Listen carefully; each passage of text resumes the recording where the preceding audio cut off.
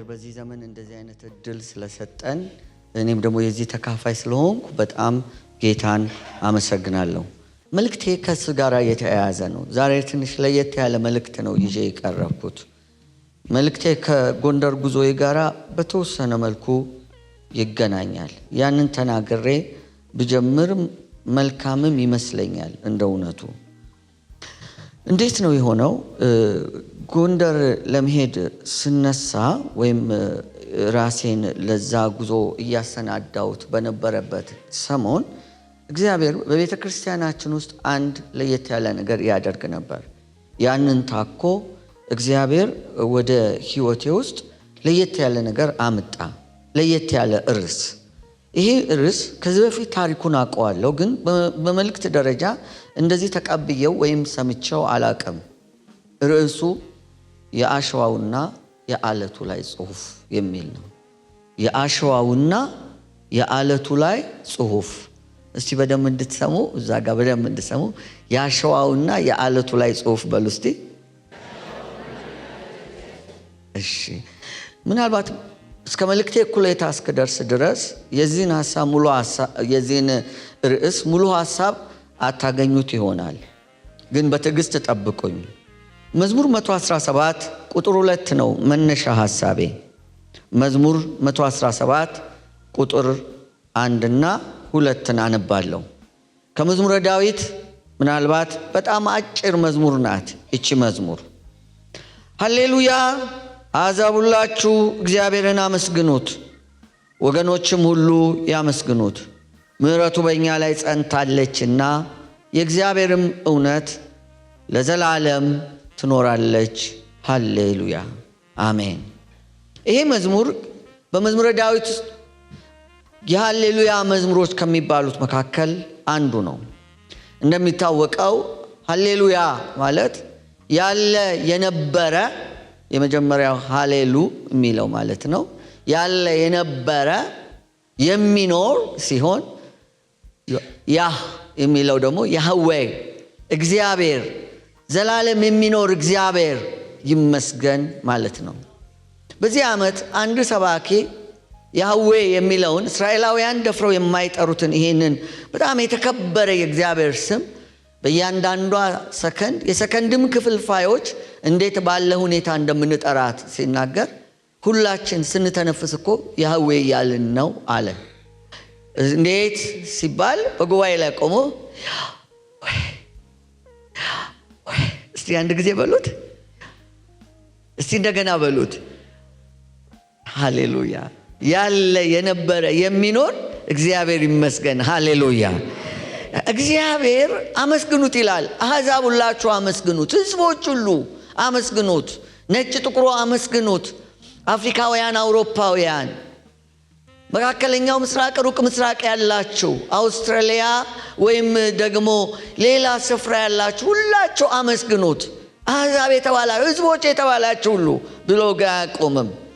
ሕዝቡ ተብላችሁ የተጠራችሁ እናንተ ወገኖችም ሁሉ አመስግኑት። ለምን? የእግዚአብሔር ምሕረት ጸንታለች፣ የእግዚአብሔር እውነት ለዘላለም ትኖራለች ይላል።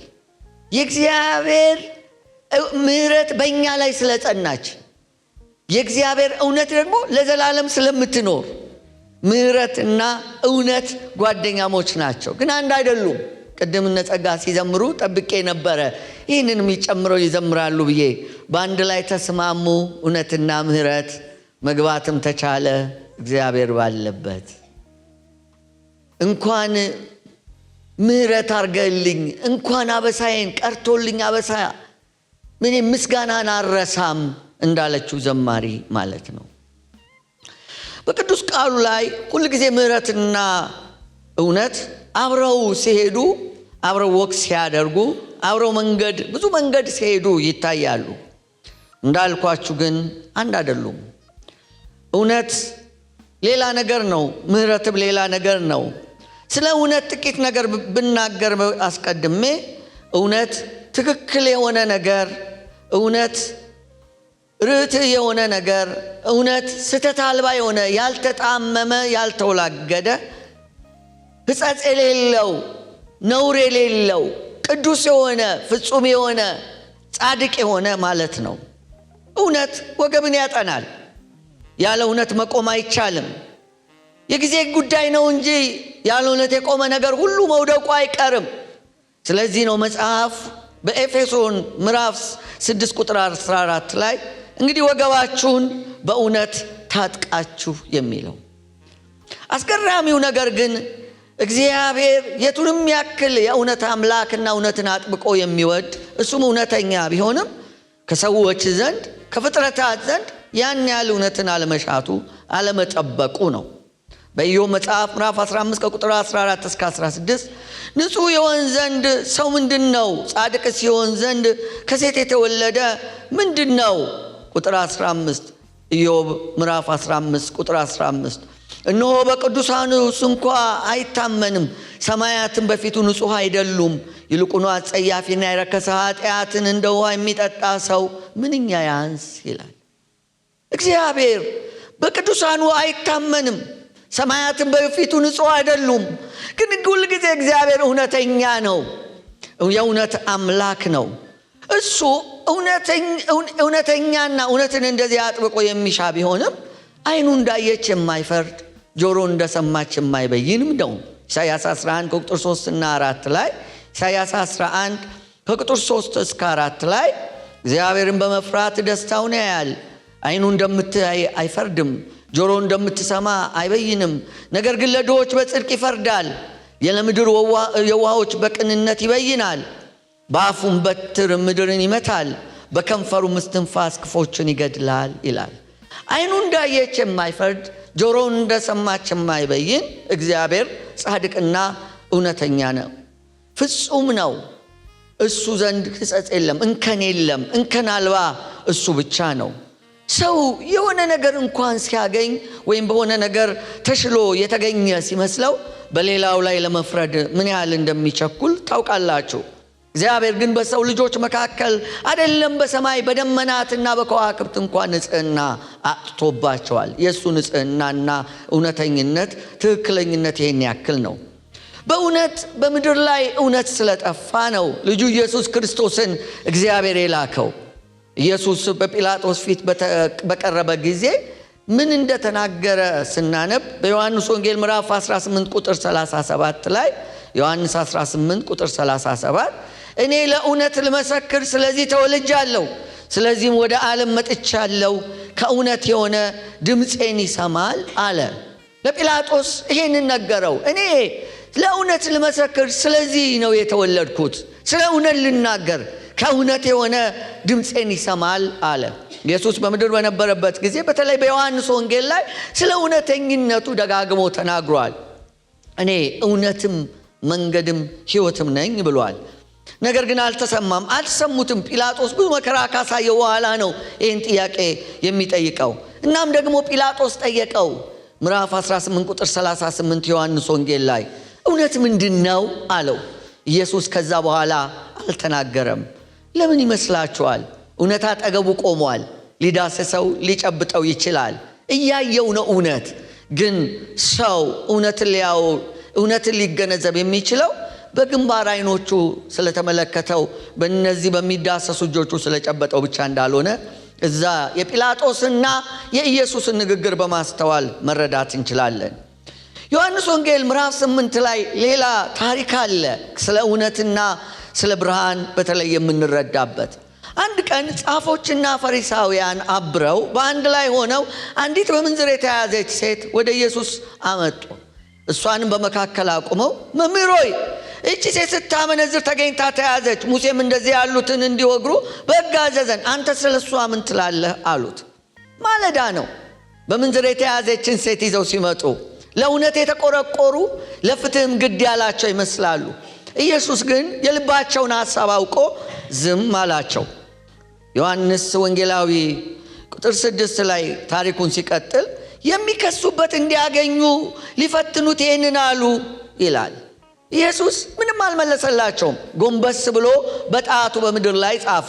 መላልሰውን በጠየቁት ጊዜ ግን ቀና ብሎ ከናንተ ኃጢአት የሌለበት አስቀድሞ በድንጋይ ይውገራት አላቸው። ደሞም ጎንበስ ብሎ በጣቱ ጻፈ።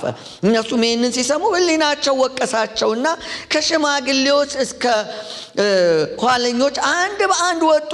ሴቲቱም ብቻዋን ቀረች። ተመልከቱ፣ ሴቲቱ ብቻዋን መምጣቷ የዛን ቀን ጠዋት በራሱ ፍትሃዊ አይደለም። ይህ ዓለም ከጥንት ጀምሮ የወንዶች ዓለም እንደሆነ እናውቃለን። ወንዶች የሚገዙበት፣ ወንዶች እንደልባቸው የሚሆኑበት። ይሄ ግን በዛ በጣም ተጋነነ። እቺ ሴት ብቻዋን እንዴት ልታመነዝር ትችላለች? በአሁኑ ዘመን አንዳንድ ሰዎች በጣም ይህንን ፍርድ የተጓደለው ወይም ፍርድ አልባ ዓለም ሊለውጡት ፈልገው ወንዶች ይገዙት የነበረውን ዓለም የሴቶች ዓለም ለማድረግ ሲሞክሩ ይታያሉ። የምዕራቡ ዓለም የሌት ተቀን ድካሙ የወንዶችን ዓለም በሴቶች ዓለም መተካት ነው። ፍትህ የወንዶች ዓለም በሴቶች ዓለም ስለተሰካ የሚመጣ ነገር አይደለም። ፍትህ እውነተኛ ብርሃን ሲገለጥ አብሮ የሚደምቅ ጉዳይ ነው። አሁን እኛ ራሳችን እዚህ ያለ ነው የዚህኛው ወይም የዛኛው ጉዳይ ስለሆነ ሳይሆን የእግዚአብሔር ምሕረት በእኛ ላይ ስለጸና ነው። ጻድቅ የሆነ አምላክ በእኛ ላይ ምሕረቱን ስላጸና ምሕረቱ በእኛ ላይ ጸንታለች፣ እውነቱም ለዘላለም ትኖራለች እንዳለው ዘማሪው ማለት ነው። እዚህ ታሪክ ላይ ስንቀጥል ኢየሱስ ሁሉም ከሄዱ በኋላ የኔ ልጅ አንድስ እንኳ የፈረደብሽ የለምን አላት። እሷም አንድስ እንኳ አለች። እሱም ሂጂ እኔም አልፈርድብሽም፣ ከዛሬ ጀምሮ ኃጢአትን አትስሪ አላት። ይህንን ታሪክ ስናጠና ጌታ ኢየሱስ እውነትን ሸርፎ ቆርሶ አይደለም ለዚች ሴት ምሕረት ያደረገው፣ እውነት ላይ ቆሞ ምሕረትን አደረገ። የዛን ቀን በድንጋይ ሊወግራት የሚችለው በድንጋይ የመውገር ብቸኛ መብት የነበረው በድንጋይ ሊፈልጣት መብት የነበረው ብቸኛ እሱ ብቻ ነበር። ነገር ግን አላደረገውም። ከዚህ በኋላ ኃጢአትን አትስሪ፣ ሂጂ እኔም አልፈርድብሽም አለ። የኔና የናንተ ሕይወት ይህንን ይመስላል። እውነት ብርሃን ነው። እውነት ከጨለማ ጋር አይስማማም። ብርሃን ሲመጣ ሁል ጊዜ ጨለማው ይሸፈናል፣ ውሸት ይሸነፋል። ይህን ለዚህ ነው ኢየሱስ ቁጥር 12 ላይ ደግሞም ኢየሱስ እኔ ዓለም ብርሃን ነኝ፣ የሚከተለኝም የሕይወት ብርሃን ይሆንለታል እንጂ በጨለማ አይመላለስም ብሎ የተናገረው። በጨለማ ውስጥ ፍትህ የለም። ሰው በጣም ምስኪን ፍጥረት ነው። ጨለማ ውስጥ ብርሃንን ይፈልጋል። ጨለማ ውስጥ ፍትህን ይፈልጋል፣ እውነትን ይፈልጋል። መቼም ጊዜ ቢሆን ጨለማ ውስጥ ደግሞ ፍትህ ሆኖ አያውቅም። በዚህ ምድር ላይ በኖራችሁ መጠን አንድ የሚገባችሁ ነገር ይህ ዓለም መቼም ቢሆን ፍትሃዊ ሊሆን እንደማይችል ነው። ይሄ ሲገባን የህይወትን ትርጉም በቀላሉ ማግኘት እንችላለን። አንዳንዶቻችን በጣም ተምኔታውያን ወይም አምቢሽስ ሆነን በጣም ምኞታውያን ሆነን እንጠባበቃለን። ይህ ዓለም ፍጹም የሆነው ነገር የሚከሰትበት አይሆንም። መቼም ቢሆን የዚች ሴት ታሪክ የሚያሳየን ይሄንን ነው።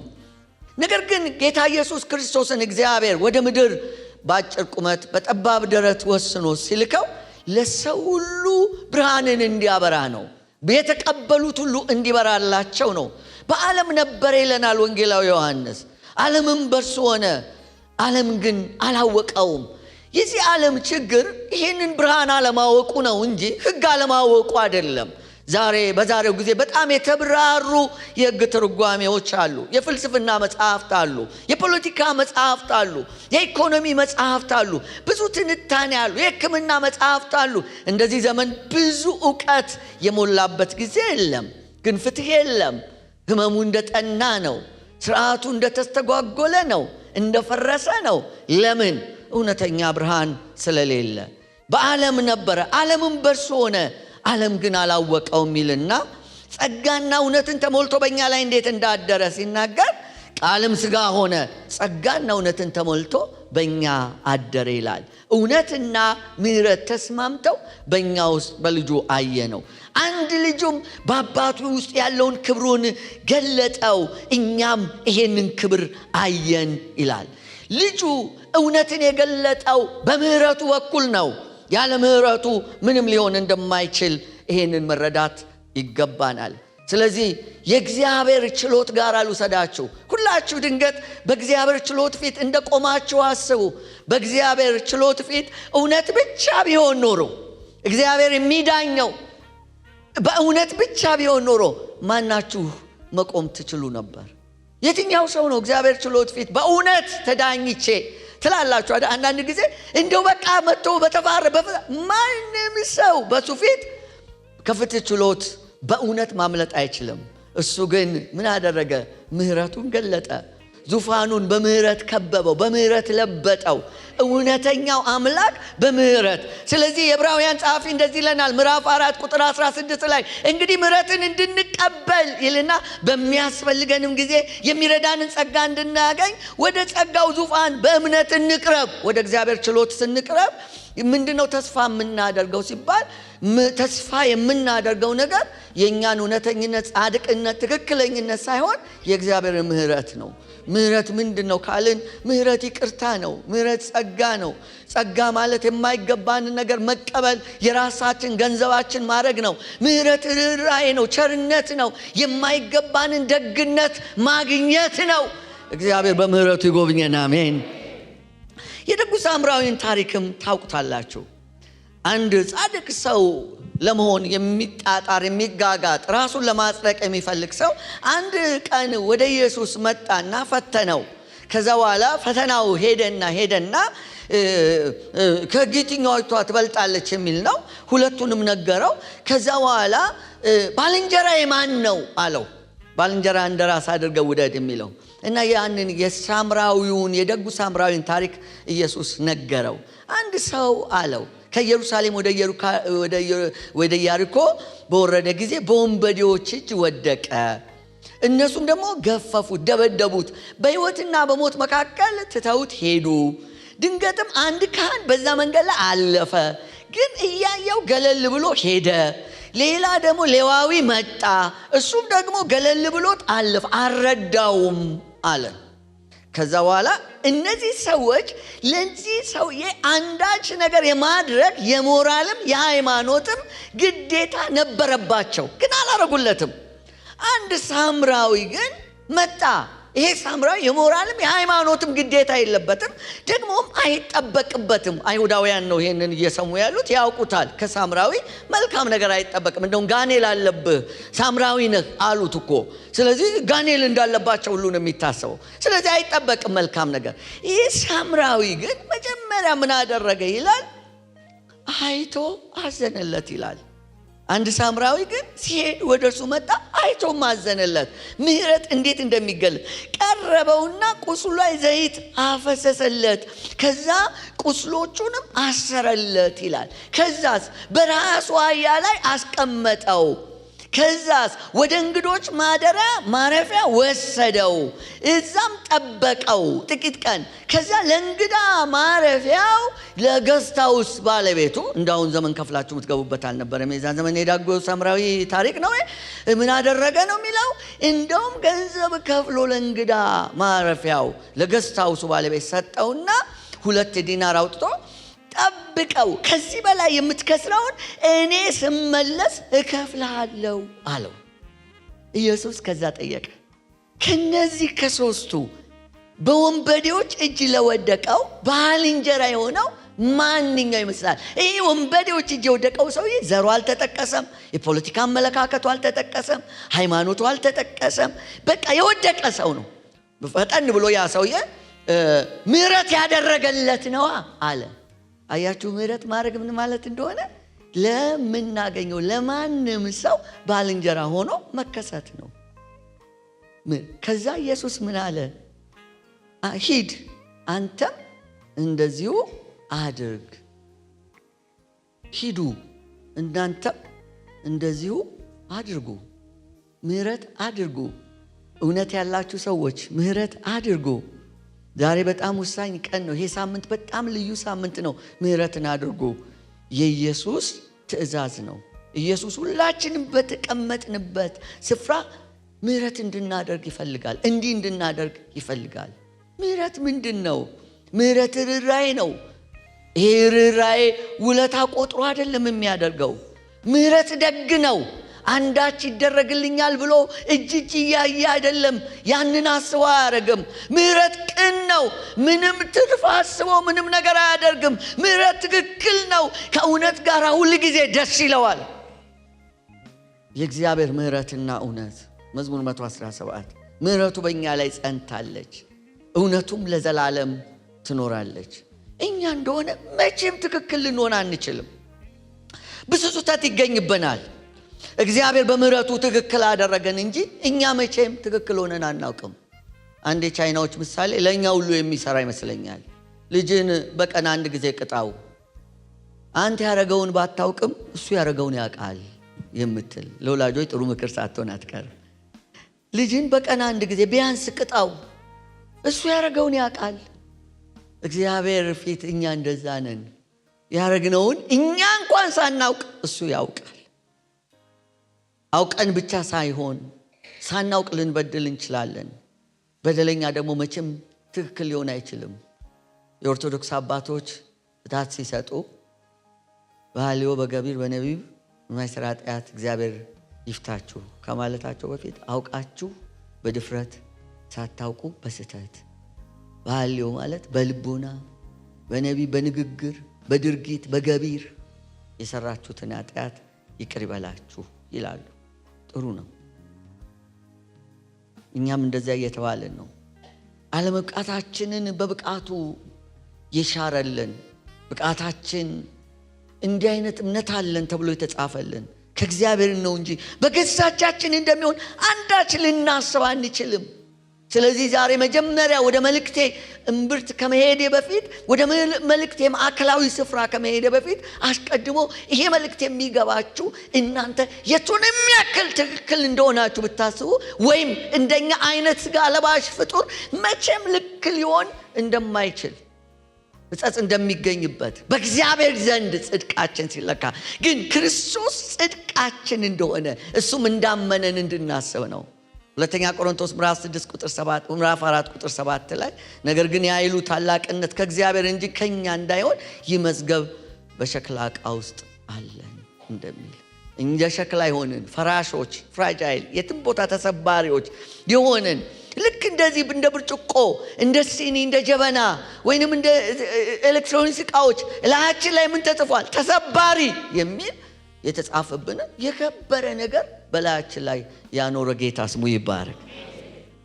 አሁን መልእክቴ ላይ የአሸዋውና የአለቱ ላይ ጽፈት ምንድን ነው እስካሁን ያልከን?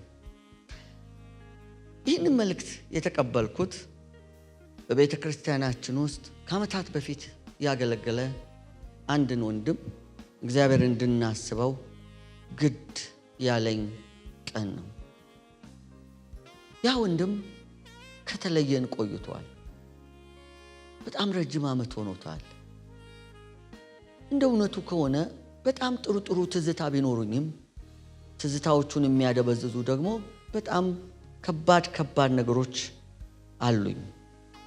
በሕይወቴ ማንም ሰው አፍንጫዬን አናፍጦኝ ደምታ አፍንጫዬ አውጥቶ አያውቅም። እሱ ግን ያውቃል። በሕይወቴ ማንም ሰው ጉባኤ ላይ ቆሞ እኔ ተቀምጬ ሙልጭ አድርጎ ሰድቦኝ አያውቅም። ነገሩን ላሳጥረው ብዬ ነው እንጂ ታሪኩ ረጅም ነው። ዛሬ እዛ ላይ ለመቆየት ስላልፈለግኩ ነው። እሱ ግን ያውቃል። እኔም ብቻ ሳይሆን መሪዎችን ጠቅላላ ይህ ብቻ ሳይሆን ይህ ሳይበቃው ጩቤ አንገቴ ላይ አድርጎ ያውቃል። ወጣትነት ደጉ ገለኝ ያልኩ ግደለኝ ብዬ እግሬን ጠረጴዛ ላይ ሰቅዬ ጠበቅኩት። መውጋት አቅቶት ሄደ። የእግዚአብሔር ምሕረት ስለሆነ ነው እንጂ እሱ የእሱን እንዴት ያንን ማድረግ ይችል ነበር። ግን እግዚአብሔር መጣና ከ20 ዓመት በኋላ ከረጅም ጊዜ በኋላ በማገልግልበት ቤተክርስቲያን ይሄንን ሰው እንድናስበው እንድንባርከው እሱንና ቤተሰቡን ፈልገን ድንቅ የባርኮት የአፕሪሺዬሽን በነገራችን ላይ በእኛ ሀገር ስላልተለመደ ነው መሰለኝ ቃሉም የለም። ከዶክተር ቶሎሳ ጋር ባለፈው እንዲሁ ስናወራ ነበር። የሆነ ቦታ ላይ ሲናገሩ ሰምቼ የለም አዲስ አበባ ዩኒቨርሲቲ ሁሉ ልከን አፕሪሺዬሽን የሚባለው ቃል የለውም ስላለመድ ነው ማለት ነው።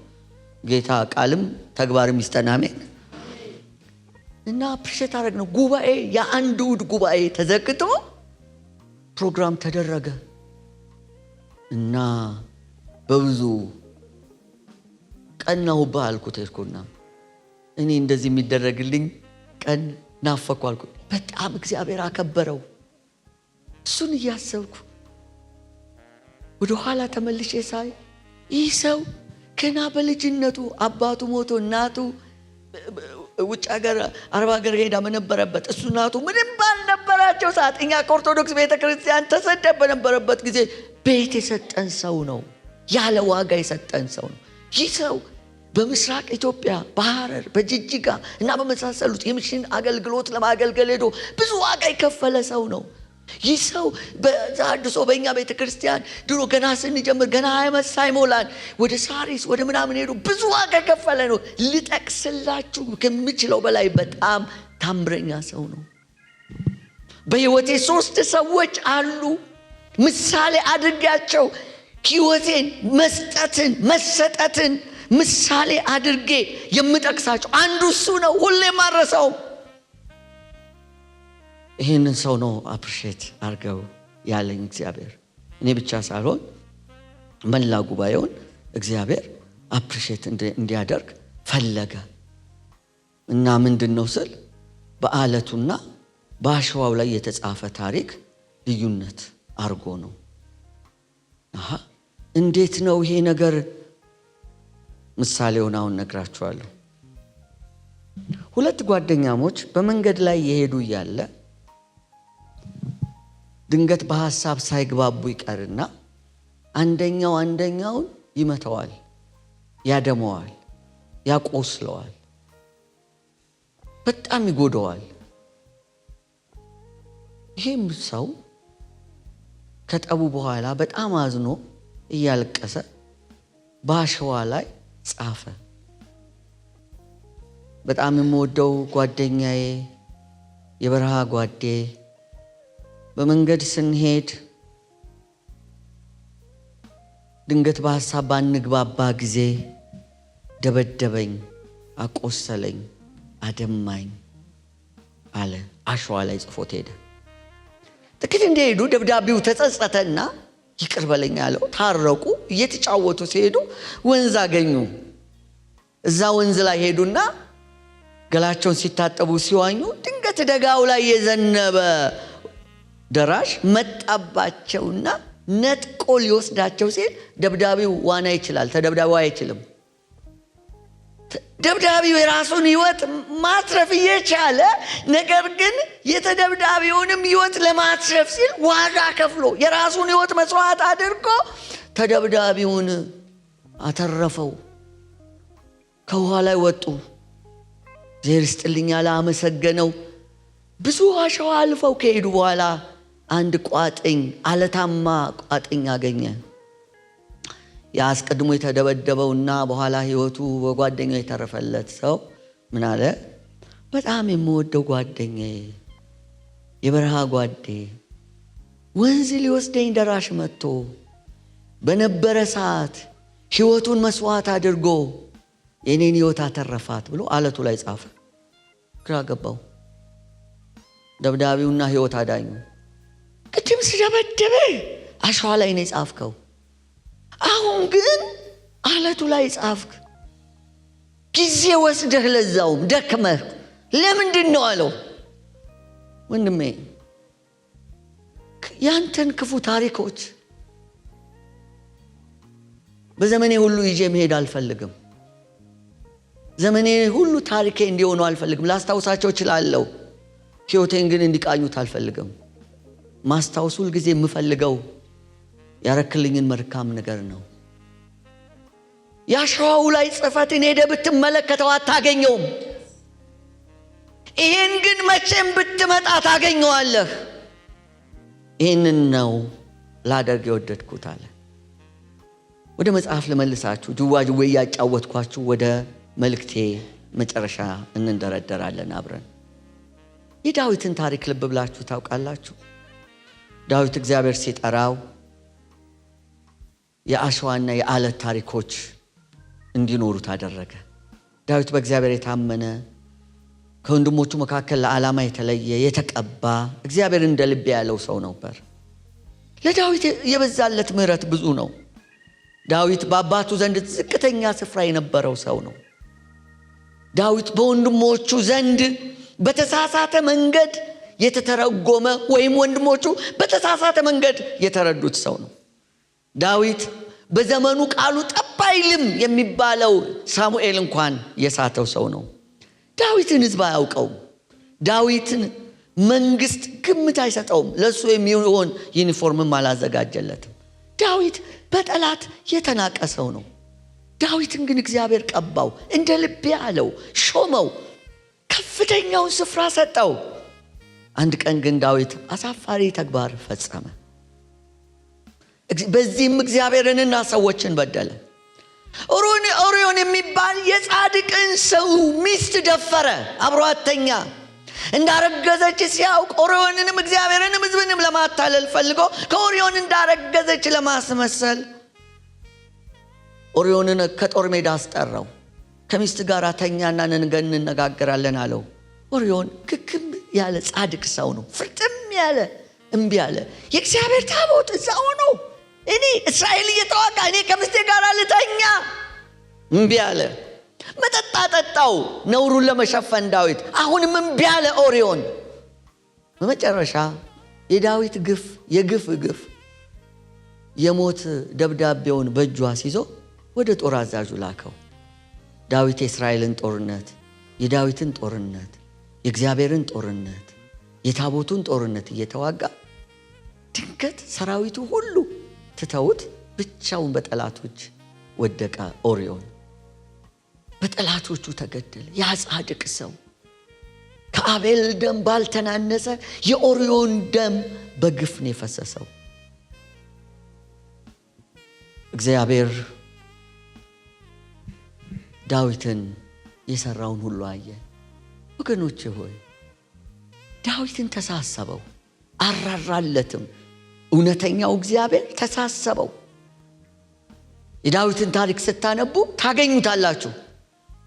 እንደው ግን ቆም አድርጌ ባሳስባችሁ እንደ ዳዊት አይነት ክፉ ሰው፣ እንደዚህ አይነት ነውር የፈጸመ ሰው ዘመዳችሁ ቢሆን ዘመዴ ነው ትላላችሁ? በቤተ ክርስቲያናችሁ ውስጥ ቢኖር የኛ ቤተ ክርስቲያን እኮ ነው አባልነቱ ትላላችሁ?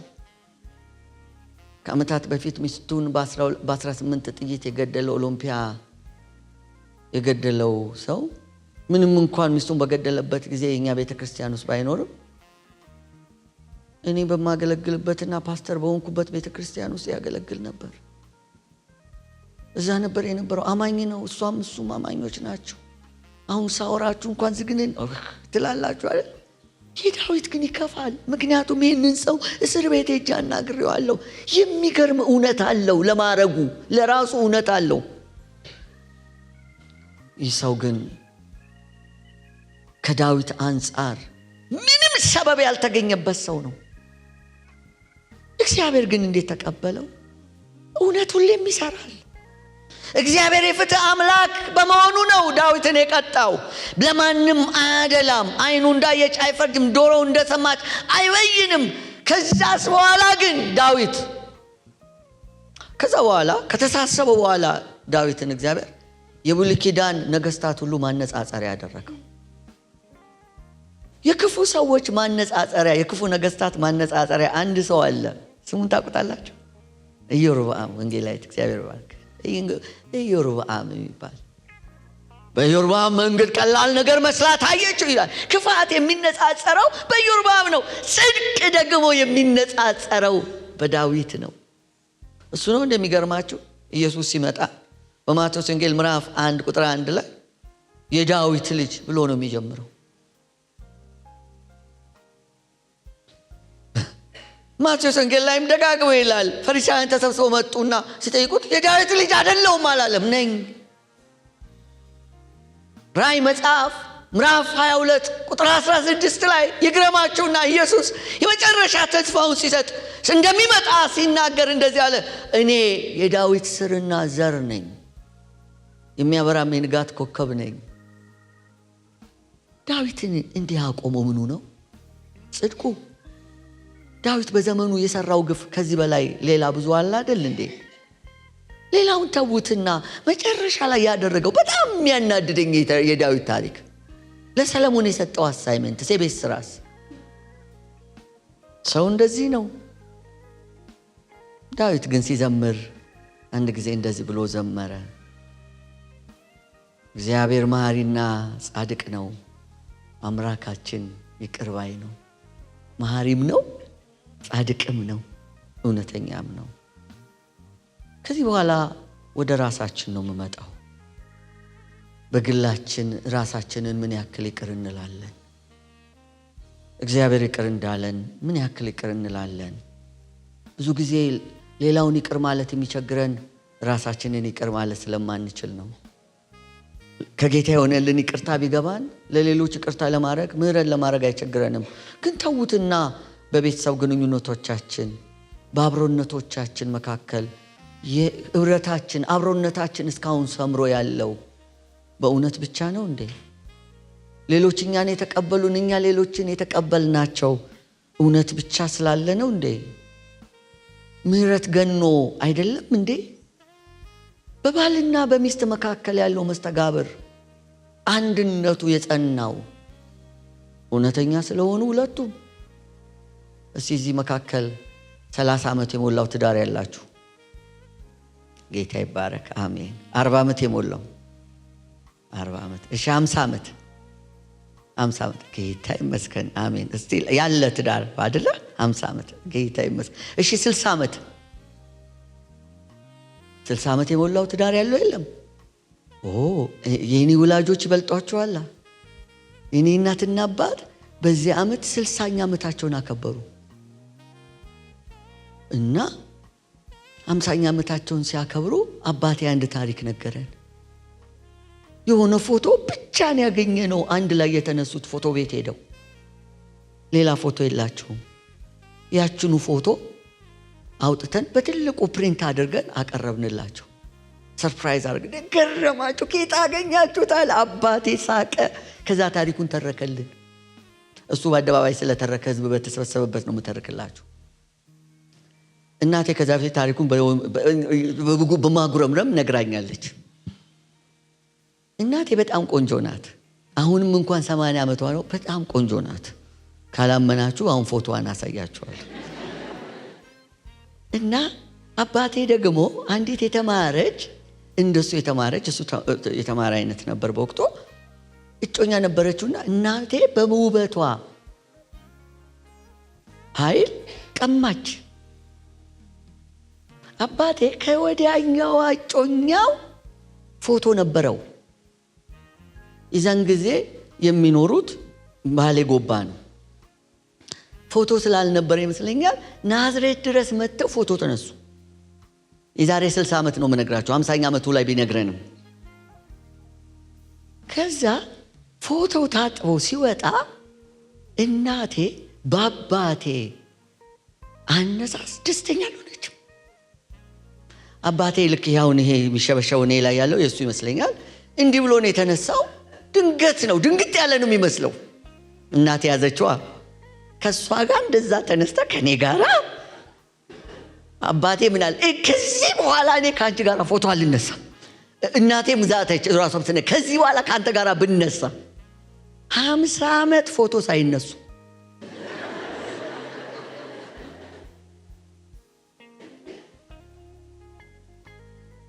አሁን 60 ዓመታቸው ነው ብያቸዋለሁ። የሰማሁት 50ኛ ዓመታቸው ላይ ስለሆነ ነው። እናትና አባቴ በጣም ጥሩ ባልና ሚስት ናቸው። በጣም የሚዋደዱ እንደናንተ ጴንጤዎች አይደሉም፣ ግን በጣም ይዋደዳሉ። ለኛ ለልጆቻቸው ትልቅ ስጦታን የሰጡን። አንድ አባት ለልጆቹ የቱንም ያክል የበዛ ሀብት ንብረት ቢሰጠው ለልጁ እናቱን የመስጠት እናቱን በሰላምና በደስታ የማቆየት ያክል ስጦታ የለም። አንዲት እናት በዘመኗ ለልጇ የምትሰጠው ትልቁ ስጦታ ደስተኛ አባቱን ነው። እውነት ብቻ ስለሆነ ነው 60 ዓመት የኖሩት። እኛ ቤት ምህረት ስለገነነ ነው። አንዳንድ ጊዜ አባቴ በጣም ሲጮህ እናቴ ጸጥ ብላ ታሳልፋለች። አንዳንዴ እናቴ ቱግ ስትል ተነሳ አባት ብሎ ጸጥ ይላል። እናትና አባቴ ከተለያየ ቋንቋ ከሚናገር ኢትዮጵያ ውስጥ ትልልቅ ከሚባሉ የዘር ግንዶች ነው የተገኙት። ከተለያየ ቦታ እኛ ቤት ዘር አጀንዳ ሆኖ አያውቅም። የእናቴ ዘመዶች ሲመጡ አባቴ በፍቅር ተቀብሎ ነው። የአባቴ ዘመዶች ሲመጡ እናቴ ተንከባከባ ነው። አንዳንድ ጊዜ የከፈሉትን ዋጋ ስትሰማ ይገርማል። በድሮ ጊዜ እንደዚህ ነው የሚባለው። የባል ደግነቱ ባትናገር ሚስቱ አይደለም የሚባለው? አዎ። አሁን ላይ ግን ይሄ ተሸርሽሯል። እንደ መጋቢነቴ በትዳር ጉዳይ ሳማክር ብዙ የትዳር አጋሮች ውለታን ሴቭ አያደርጉም፣ ውለታን አያኖሩም፣ በደልን ግን አይረሱም። በተለይ ይቅርታ አድርጉልኝ፣ እዚህ ብዙ እናቶች አላችሁ፣ እህቶች የዚህ ዘመን እህቶች ያው ፊልሙም መጽሐፉም ተደራርቦ ነው እወድሻለሁ የሚለውን ቃል ወዲያው ነው የሚረሱት። ጠዋት ብሏት ማታ ካላላት ታኮርፋለች። ወጣቶች ይገባቸዋል። ግን ያደረጋትን ነገር መቼም አትረሳም። አንዳንድ ጊዜ በጣም ጦፈው ሲመጡ ምን አደርጋለሁ? እስቲ የተበደላችሁትን በደል ጽፋችሁ ኑ እላለሁ። ሴቶቹ ረጅም ነው የሚጽፉት። እኔ ያየሁትን ነው ነገር። ወንድ ግማሽ ገጽ ምናምን ነው የሚጽፈው። አይረሱም። አሸዋ ላይ ጻፉት። በደልን አሸዋ ላይ ጻፉት። መልካም ነገሮችን አለት ላይ ጻፏቸው። ዶክተር በግድሉ ዋቅጅራ የሚባል ሰው በጣም የሚገርም ግጥም ጽፏል። ግጥሙ የኔና ያንተ ልጅ ይላል። በግጥሙ ላይ ገጣሚው ከወንድ ልጁ ጋር ይሟገታል። ሙግቱ ለእርሱ ሚስቱ፣ ለልጁ ደግሞ እናት ስለሆነች አንዲት ሴት ነው የሚያወራው። ወንድ ልጁ ለአባቱ እናቴ እኮ ደግ ናት አታውቃትም ይለዋል። አባትየው ደግሞ ሚስቴን አታውቃትም በጣም ክፉ ሴት ናት ይለዋል። ገጣሚው በጣም ይገረማል። እቺ ሴት እንዴት ባንዴ እናትም ሚስትም መሆን እንደቻለች እሱ ነው በመገረም የሚያቀርበው። እዚህ ጋር ማሳሰቢያ ማቅረብ ፈልጋለሁ። ግጥሙ የአንድ ቤተሰብ ታሪክ አድርጋችሁ አስቡት እንጂ ሁላችሁን የሚወክል አይደለም። የግጥሙ ዋና ጭብጦችን ዝም ብዬ ባነሳላችሁ ግጥሙን ትንሽ አነብላችኋለሁ። አንተን ክንፍ አውጥተህ ብረር የምትልህ እናትህ እኔን ግን እስር ሆናብኛለች፣ ስንዝር እንዳልራመድ ገድባኛለች፣ እርምጃዬ ተገድቧል ይለዋል ገጣሚው። ለአንተ ነፃነት ናት፣ ለእኔ እስር ቤቴ ናት። አንተን የምታምንህን ያክል እኔን ትጠረጥረኛለች እና የመሳሰሉ ስሞታዎች አሉበት። እንግዲህ ግጥሙን አብረን እንስማ። ቀነጫጭቤ ለዚህ ጉባኤ እንደሚሆን አድርጌ አቅርቤዋለሁ። የኔና ያንተ ሴት ይላል። አዎ ልጅ አውቃለሁ የኔና ያንተን ሴት አይን አይኗን እያየው ክንዴን አንተ ርሻት ከጎኔ ተኝታ እሷን አስባለሁ።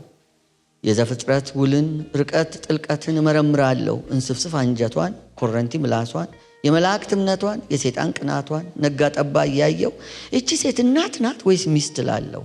አዎ ልጅ አውቃለሁ እናት ኖሮኝ ቢያውቅም እናት ግን አላውቃት አታውቃትም ሚስቴን።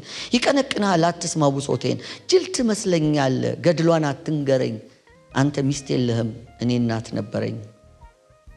እግዚአብሔር ከአዳም ጎን አጥንት ገሽልጦ ተራቡ ስላለ ሔዋንን አስቀምጦ ድንቅ ይላል ፍጥረቱ ከፈጣሪው በልጦ።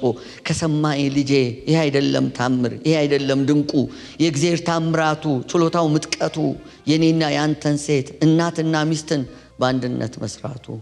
የእናትን ውሃነት ከሚስት እሳትነት የእናትን ፍጹም ፍቅር ከሚስት ቅናት ጋር በአንድ አዋህዶ ፍጹም አዘኔታን ካጉል ጥርጣሬ በአንድ ላይ ገምዶ ፍጹም ተቃራኒ ሁለት ነፍሶችን በአንድ ላይ ማኖሩ ያ ነው መፍጠር ልጄ ያ ነው ታምሩ።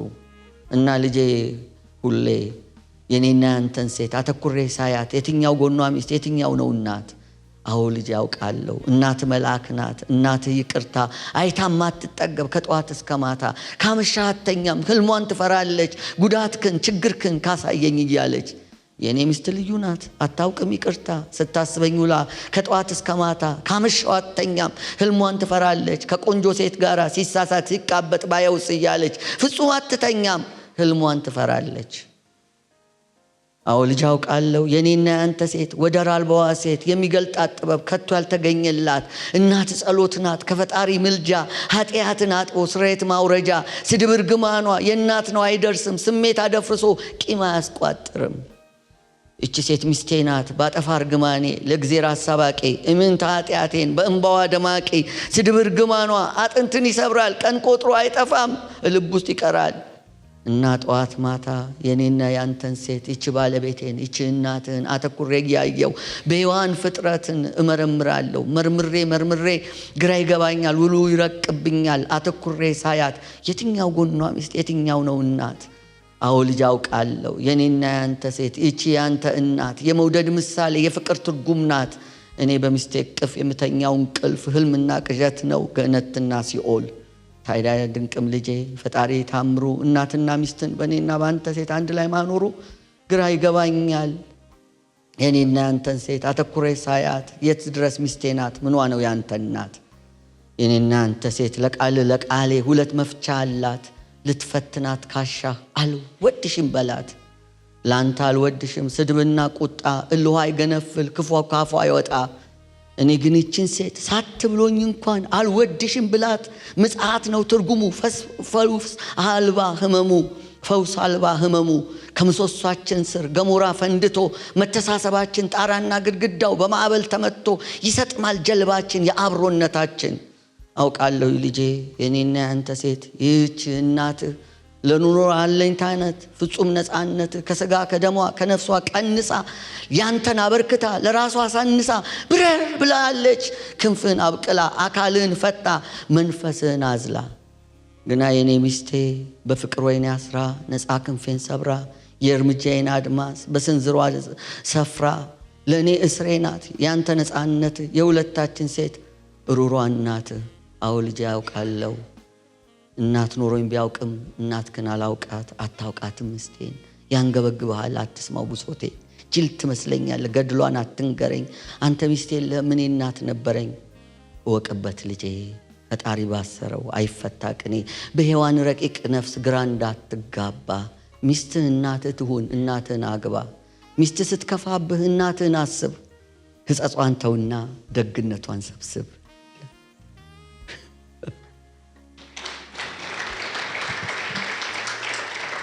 የግጥሙ አብይ ሐሳብ ያለው መጨረሻ ላይ ነው። ምን ይለዋል? እወቅበት ልጄ ፈጣሪ ያሰረው ቅኔ አይፈታም እንዲህ በቀላሉ። በሔዋን ረቂቅ ነፍስ ግራ እንዳትጋባ። ስለዚህ ሚስት እናትህ ትሁን እናትህን አግባ ይለውና ሚስት ስትከፋብህ እናትህን አስብ። ሕጸጿን ተውና ደግነቷን ሰብስብ። ምን ማለቱ ነው? ልጁን ሚስት ስታገባ ምንም ብትበድል ደጓ እናትህን አስብ። ያንተ እናትም እንደዚሁ ለኔ ነበረች፣ እሷም ለልጇ እንደዚሁ ናት። ደግ ታሪኳን አለቱ ላይ ጻፈው፣ ክፋቷን አሸዋ ላይ ጻፈው። እኔ እናንተና አባት 60 ዓመት የኖሩት እናንተ ያልኖራችሁትን የኖሩት እንደዚህ ያረጉ እንደሆነ እኔ ምስክር ነኝ። ወደ ቤተ ክርስቲያን ህብረታችን ልምጣ። እንደ ቤተ ክርስቲያን አብሮነታችን ሊሰምር የሚችለው እውነት ላይ ብቻ ሙጥኝ በማለት አይደለም። ያለፈ ምህረት ያስፈልገናል። በይቅርታና በምህረት ልንተሳሰብ ያስፈልገናል። ምናልባት አንዳንዶቻችን በአንዳንድ ጉዳዮች የተሻለን እንደሆንን ይሰማን ይሆናል። እኔ ለምሳሌ በሰዓት ጉዳይ በጣም ሲሪየስ ነኝ። ቸርች ውስጥ በጣም ከምበሳጭባቸው ጉዳዮች አንዱ ሰዓት ነው። ሰርግ ላይ በጣም እደራደራለሁ። ሰዓት ነው ምደራደር። በሰዓት ካልመጣችሁ ሄዳለሁ እላለሁ፣ ግን አልፈርድም። ቀጠሮ ሳረፍድ እንጂ ሲያረፍዱብኝ አልበሳጭም። ሮሜ 15:6 ላይ በአንድ ልቦናችሁ በአንድ አፍ እግዚአብሔርን እሱም ጌታችን ኢየሱስ ክርስቶስን ታከብሩ ዘንድ የትዕግስትና የመጽናናት አምላክ እንደ ክርስቶስ ኢየሱስ ፈቃድ እርስ በርሳችሁ በአንድ ሐሳብ መሆን ይስጣችሁ ይልና ቁጥር 7 ሮሜ 15 ስለዚህ ክርስቶስ ለእግዚአብሔር ክብር እንደተቀበላችሁ እንዲሁ እርስ በርሳችሁ ተቀባበሉ ይላል። እርስ በርሳችን የምንቀባበለው የአሸዋና የአለቱን ታሪካችንን ጽሑፋችንን ስንለይ ነው። እንደ ሀገር የዚህ ሁሉ መንደርደሪያ ሐሳብ ቀጥሎ ያለው ነው። እንደ ሀገር የተሻለ ነገር ሊኖረን የሚችለው እውነትና ምሕረትን አስማምተን መጓዝ እስከቻለን ድረስ ብቻ ነው። ከዛሬው ሀገራዊ ምስቅልቅላችን ጀርባ የተዘራ አያሌ ክፉ ዘር አለ። በአሸዋ ላይ መጻፍ የነበረባቸው ታሪኮቻችን የእኛን ሀገር ይለየው ይመስል በአለት ላይ ተጽፈዋል። በአለት ላይ መጻፍ የሚገባቸው ታሪኮቻችን በአሸዋ ላይ ነው የተጻፉት። የብዙ ፖለቲከኞች ሴራ ዛሬ በርካታ ሰዎች እንዲፈናቀሉ፣ ሰላም አጥተው እንዲኖሩና እንዲራቡ፣ እንዲሰደዱ ምክንያት ሆኗል። አይናችን ከሚሰማው አይኖቻችን ከሚያዩት ጆሮቻችን ከሚሰሙት ጀርባ የሆነ የተጻፈ የአለት ላይ ትርክት፣ የአሸዋ ላይ ትርክት አለ። ግን ወገኖች ሆይ በእኛ ሀገር የሆነው በእኛ ሀገር ያለፈው ከሌላው ሀገር የተለየ ነውን? ታላቋ አሜሪካ በ1850ዎቹ አካባቢ በአብርሃም ሊንከን ዘመን ደቡብና ሰሜኑ ለ4 ዓመት ተዋግተዋል። በባሪያ ፍንገላ ምክንያት ሰሜኑ አሸነፈና ደቡቡ እጅ ሰጠ። አሜሪካኖች ግን ታሪካቸውን አሸዋ ላይ ጻፉት። ስለዚህ ታላቅ አገር ኖረቻቸው። አውሮፓ በሁለቱም ታላላቅ ጦርነቶች በጀርመናውያን በኩል ከባድ መከራ ደርሶባታል። አውሮፓ የጀርመኖችን ታሪክ በአሸዋ ላይ ጻፈችና ዛሬ ጀርመን ለአውሮፓ ህብረት ሁነኛ አገር ናት። ስካንዲኔቪያን ያሉ አገሮች ያሳዝኑኛል። የሆነ ጊዜ አለት ላይ የጻፉት ታሪክ ነው የበታተናቸው እንጂ ስዊድን፣ ኖርዌይ፣ ዴንማርክ፣ ፊንላንድ የሚባሉ አገሮች አንድ እንደነበሩ ነግረውኛል። ግን አሁን ያለው ትውልድ ያንን አያውቀውም። አብረው እየኖሩ ነው። አይሁዶች እኮ የዛሬ 70 ምናምን ዓመት 6 ሚሊዮን የሚሆኑ አይሁዶች በጀርመኖች የከፋ በደል በምድር ላይ ደርሶ የማያውቅ በደል ደርሶባቸዋል። ጀርመኖችና አይሁዶች ግን ሌላ ታሪክ ውስጥ ናቸው ያሉ። ዛሬ ወደ አፍሪካ ስንመጣ በደቡብ አፍሪካ የሆነውን ታውቃላችሁ። በአፓርታይድ ዘመን ታሪኩ የተዘጋው አሸዋ ላይ ተጽፎ ነው። አለቱ ላይ አንድ የሚያረጋቸው ብቻ ተጽፎ። ሳውዝ አፍሪካ ስትሄዱ የምታዩት ታሪክ የአለቱ ታሪክ ሌላ ነው፣ አሸዋው ላይ ሌላ ታሪክ ነው የተጻፈው። አንድ ቀን ካላነሱት በስተቀር እነ ማንዴላ እነ ዴዝሞንድ ቱቱ ታሪክ ሰርተው ነው ያለፉት። ሩዋንዳ በ100 ቀን ልዩነት ያጣችውን 1 ሚሊዮን ህዝብ ታሪክ የዘጋችውና ዛሬ በአፍሪካ በማደግ ላይ ካሉ ታላላቅ አገራት በንጽህናቸው በሰላማቸው አብነታዊ ምሳሌ ተደርገው ከሚጠቀሱ አገሮች መካከል አንዱ የሆነችው አለቱ ላይ መጻፍ ያለባትን ካሻው ላይ ስለለየች ነው። እኛም ሀገር እኮ 6 ኪሎ ስትሄዱ የሰማዕታት ሐውልት አለ። ጣሊያን ያረገችውን ይነግረናል። በ3 ቀን የተጨፈጨፉ ከ30 በላይ ሰማዕታትን ለማስታወስ ነው። 4 ኪሎም ስትሄዱ ያንን ነው የሚያስታውሰን። ግን ትዝ ብሎን አያውቅም። 4 ኪሎ ስንገባ ቤተ መንግስቱ 4 ኪሎ ስናልፍ ምናልባት ቤተ መንግስቱ ትዝ ይለናል። 6 ኪሎ ስንሄድ ዩኒቨርሲቲው ትዝ ይለን እንደሆነ እንጂ ጣሊያን ትዝ ብላን የምታውቅ አይመስለኝም። አሸዋ ላይ ነው የጻፍነው። ጎንደር ሄደን ነበር ብያቸዋለሁ አይደል? ጎንደር አውሮፕላን ማረፊያው የአፄ ቴዎድሮስ አውሮፕላን ማረፊያ ይላል። ጎንደሬ በጣም ነው የሚወዳቸው። አፄ ቴዎድሮስ ለኢትዮጵያ አንድነት ያደረጉት ቀላል ነገር አይደለም። የአፄ ቴዎድሮስን ታሪክ ከካቤ ጉበኛ ከአንድ ለእናቱ እስከ ርካብና መንበር ድረስ አንብቤያለሁ። ግን አፄ ቴዎድሮስ በጎንደር ላይ ያደረሱት ብዙ በደል እኮ አለ። ጎንደርን እኮ አቃጥለዋል፣ ካህናቱን ገለዋል እኮ ብዙ በደል አድርገዋል። ጎንደሬው ግን አያስታውሰውም ያንን በደል። አለት ላይ ነው የጻፈላቸው። ሐውልታቸውን የቀረጸላቸው ሐውልት ላይ ነው፣ አለቱ ላይ ነው የቀረጸላቸው። ትግሬዎቹም አፄ ዮሐንስ አሏቸው። አየር ማረፊያቸውም እንደዛ ነው። ወደዚህ ወደ ጅማም ስትሄዱ አባ ጅፋር አውሮፕላን ማረፊያው ነው። ሁሉም በጣም መልአክ ስለሆኑ ነው አይደለም። አለት ላይ ስለተጻፈላቸው ነው ታሪካቸው። ምኒልክም ጥሩ ታሪክ እኮ አላቸው። የትየለሌ ታሪክ፣ መብራት፣ ውሃ፣ መኪና፣ ብስክሌት፣ ኤሌክትሪክ፣ ስልክ፣ ጫማ፣ ዘመናዊ አስተዳደር፣ ሆስፒታል፣ የትየለሌ። አዲስ አበባን ያለ ምኒልክ እኮ ማሰብ አይቻልም። ከሁሉም ዓለም ጥቁሮች የሚኮሩበት የአድዋ ታሪክ አለ። በዚህ 7 ዓመት ውስጥ በአለት ላይ ከተጻፉ ትልልቅ ነገሮች አንዱ የአድዋ ፓርክ አይደል? ለትውልድ ሁሉ ያልፋል። ይሄ መንግስት እኮ ያልፋል፣ ሌላም ይመጣል እኮ። ደስ ይለኛል በዛ ሳልፍ ማየት እንደዚህ አይነት ነገር ጥሩ ጅምር ነው። ነገስታቶቻችን ሁሉ ፍጹም አልነበሩም። ያ ማለት ግን የሰሩት ሁሉ ግን ትክክል አልነበረም ማለት አይደለም። ይሄ ደግሞ እኛ ሀገር ብቻ ሳይሆን በዓለም ሁሉ የሆነ ታሪክ ነው። ስለባለፈው መልካም ነገር ማውራት በእኛ ዘመን በእኛ ትውልድ መካከል ነውር መስሎ ነው የሚታየን። አንዱ ሲመጣ ስለሌላው የሚያወራው ነገር ሁሉ ስተት የሆነውን ነው። ደርግ ሊወድቅ አካባቢ በደንብ አውቅ ነበር ነፍስና ንጉሱ እንደተረገሙ ፊውዳሉ እንደተረገመ ደርግ ሄደ። ኢህአዴግ መጣ፣ ደርግን እንደረገመ ሄደ። እኛው መጣ፣ ኢህአዴግን እንደረገመ ይቀጥላል። የቱ ጋር ነው የሚያበቃው? ትናንት እኮ ካልነበረ ዛሬ የለንም። ያለፉት ዓመታት ችግሮቻችን እንዲያገኙ ምንፈልግ ሆነ እልባት መበጀት ካለበት አሸዋ ላይና አለት ላይ ምንጽፈውን መለየት ነው። ባለፉ ዘመናት ትርክቶች መታሰር የለብንም። ይህን መልእክት ሳዘጋጅ በአንድ ወቅት እንደ አውሮፓውያን አቆጣጠር በ2000 ዓመተ ምህረት በ2000 የሚሊኒየሙ ሎሜ ላይ ጠቅላይ ሚኒስትር መለስ ያደረጉትን ንግግር አስታወስኩ። ስንቶቻችሁ እንደምታስታውሱት አላውቅም። የዛን ጊዜ የአፍሪካ ህብረትን ከኢትዮጵያ ከአዲስ አበባ ነቅሎ ለመውሰድ ከፍተኛ እንቅስቃሴ ይደረግ ነበር። ጠቅላይ ሚኒስትር መለስ ታሪካዊ ንግግር ካረጓቸው ታሪካዊ ንግግር አንዱን አደረጉ። ንግግራቸው ባጭሩ እንደዚህ ይላል።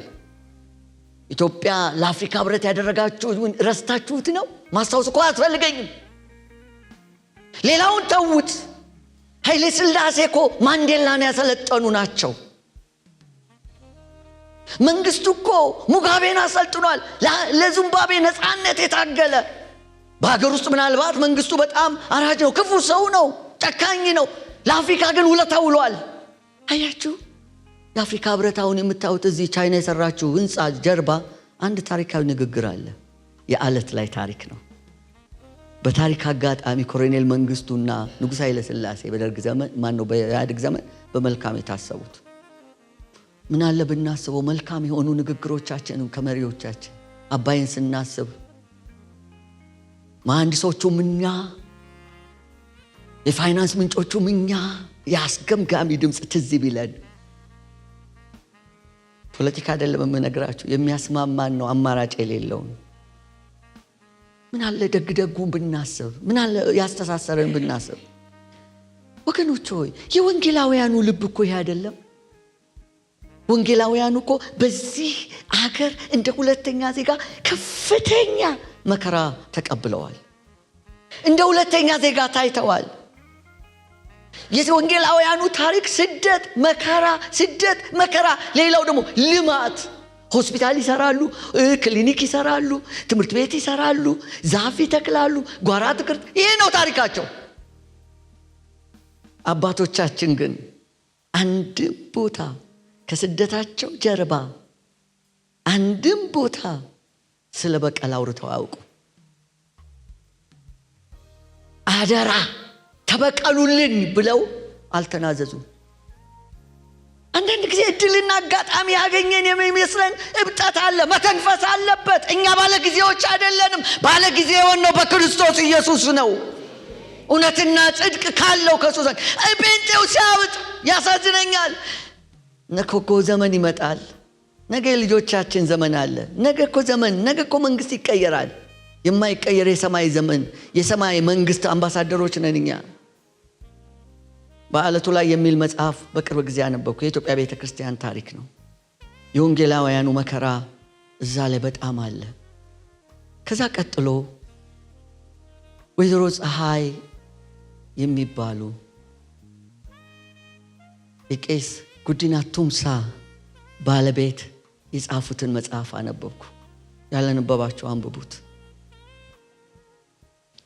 በአማኝነታቸው ምክንያት ወይዘሮ ፀሐይ ልጆቻቸውን፣ ባለቤታቸውን፣ ራሳቸው ያሳለፉበት ስቃይ ትልቅ ነው። አንዱም ቦታ በመጽሐፋቸው ክፉ ሲወጣቸው አይታይም። የምታዩት ክርስቶስን ነው። ለቃስ ቄስ ጉዲና ቱምሳ በራሳቸው አይደለም እንደዛ ታላቅ የሆኑት። ለካስ ከጀርባቸው እኔ ብዙ ትርክት ሰምቻለሁ። ከፈረሱ አፍ እንደሚባለው የእሳቸውን መጽሐፍ አነበብኩ። ልጅቷ ደግሞ ለእንሳ ባልተሳሳት ፕሬዘንት ስታደርግ ሰማዋት። በቃ እኔ ሌላ ምን ፈልጋለሁ? የእናቴ እምነት ይሄ ነው የተጻፈው፣ የአባቴ ገድላትም ያቀረበውም ወረቀት ላይ ያለው ይሄ ነው አለች። እኛ ትርክት ፈጥረን መከራ እናያለን። እንደዚህ አይነት ሰዎችን ያብዛልን። መልእክቴን እየጨረስኩ ነው። እዛች ጋር ቦርሳለች። 2 ወጣት ሰዎችን እፈልጋለሁ። ሰንበቱና አንተ ትመጣ። አንተ በዚህ ጋር ቆም፣ እኛ በዚህ ጋር ቆምና አሁን አንተ ምን ይታያል?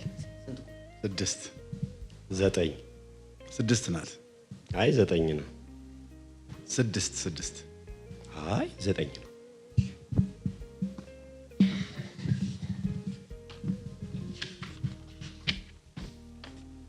አሁን አሳዩአችሁ፣ ያላችሁትን ቁጥር አሳዩአችሁ። አይ አንተ ያየኸው 9 ነው እንዴ? አሃ አያችሁት? የቆሙበት አቅጣጫ ሁለቱ አከራክሯቸዋል። ተለይቶ ሲሰጣቸው ግን በትክክል ገለጡት። አመሰግናለሁ። ይዛችሁት ሂዱ። ማስተማሪያ ነው። እዚህ ጋር ማስተማር ለሚፈልግ ሰው ትንሽ ኮፒ አለኝ ሰጣችኋለሁ። ታሪክና ትርክት እንደዚህ ነው። አማራው ኦሮሞ የቆመበት ቦታ ላይ ሆኖ የአማራውን ህመም የኦሮሞውን ህመም ካልተረዳው፣ ኦሮሞው በትግሬው ጫማ ውስጥ ገብቶ የትግሬውን ህመም እንዲህ ካልተረዳ እውነት በራሱ ድል ነስቶ አይወጣም። እውነት ከምሕረት ጋር ሲሆን በሌላው ጫማ ውስጥ ሆነን እንድናይ ያደርገናል። ሌሎችን ልንረዳ የምንችለው በሌሎች ጫማ ውስጥ ስንቆም ነው። የኛ እውነት ብቻውን አሸናፊ ሊያደርገን አይችልም። በሌላው ጫማ ውስጥ ስንቆም ምሕረት ምን ያክል አስፈላጊ እንደሆነ ይገባናል። እውነት አቅም የሚያገኘው በምሕረት ተደግፎ ሲቆም ነው። ስለዚህ ዕብራውያን ምዕራፍ 12 የመጨረሻ ጥቅሴ ምዕራፍ 12 ቁጥር 2 እና 3 ይህን እንዴት ላደርግ እችላለሁ ካላችሁ የእምነታችን ራስና ፈጻሚውን ኢየሱስን እንመልከት። ኢየሱስን እናስብ። በነፍሳችሁ ዝላችሁ እንዳትደክሙ በኃጢአተኞች በደረሰበት እንደዚህ ባለ መቃወም የጸናውን ኢየሱስን አስቡ። አለቱ ላይ ምን አለ? ከቤታችሁ ጀምሩ። አሸዋው ላይ ምን ጻፋችሁ? ሩቅ አትሄዱ። ስለ ሀገር ከመጸለያችን በፊት ቤታችን ውስጥ ራሳችንን እያየን፣ ቤተ ክርስቲያናችን ውስጥ እያየን ራሳችንን እንመልከት። ምሕረት በእኛ ላይ ጸንታለች፣ እውነትም ለዘላለም ለእግዚአብሔር ከዘላለም እስከ ዘላለም ክብር ይሁንለት። ጨርሻለሁ። ጌታ ይባርከኝ።